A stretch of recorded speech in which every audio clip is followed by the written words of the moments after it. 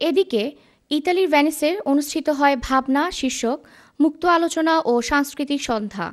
এতে বাঙালি কমিউনিটির বিভিন্ন সুবিধা অসুবিধা, জীবনমান উন্নয়ন, সড়ক নিরাপত্তা ব্যবস্থা, কর্মসংস্থান সংক্রান্ত বিষয় ও আইনগত বিষয় নিয়ে আলোচনা হয়। ইতালির ভেনিসের স্ত্রা থেকে বিস্তারিত জানাচ্ছেন আমাদের প্রতিনিধি এমদাদুল হক এমদাদ।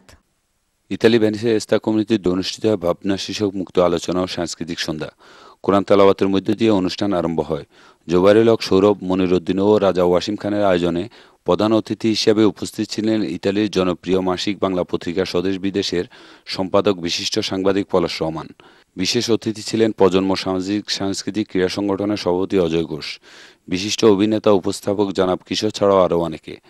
বক্তারা বাঙালি কমিউনিটির বিভিন্ন সুবিধা অসুবিধা, জীবনমান উন্নয়ন, সড়ক নিরাপত্তা ব্যবস্থা, কর্মসংস্থান সংক্রান্ত বিষয়, আইনগত বিষয় তুলে ধরেন। জনাব পলাশ বাঙালিদের অধিকার আদায়ে ইতালির ভাষা শিক্ষার উপর বিশেষ গুরুত্ব আরোপ করেন।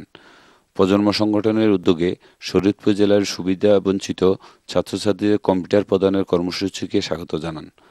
প্রজন্মের সভাপতি অজয় ঘোষ বাংলাদেশের জনসংখ্যা বিস্ফোরণ নিয়ন্ত্রণ বিষয়ে প্রজন্ম ঘোষিত স্লোগান সুখ সমৃদ্ধি শিক্ষা সম্মান সেই পেতে পারে যার একটিই সন্তান এর দেশব্যাপী প্রচার ও সফল বাস্তবায়নের আহ্বান জানান। মুক্ত আলোচনার ফাঁকে স্বরচিত কবিতা আবৃত্তি করেন কবি মনিরুদ্দিন ও রাজা ওয়াসিম খান।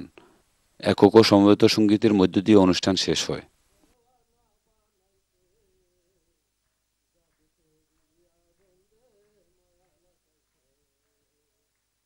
ইতালি ভেনিস থেকে এমদাদুল হক এমদাদ, চ্যানেল আই।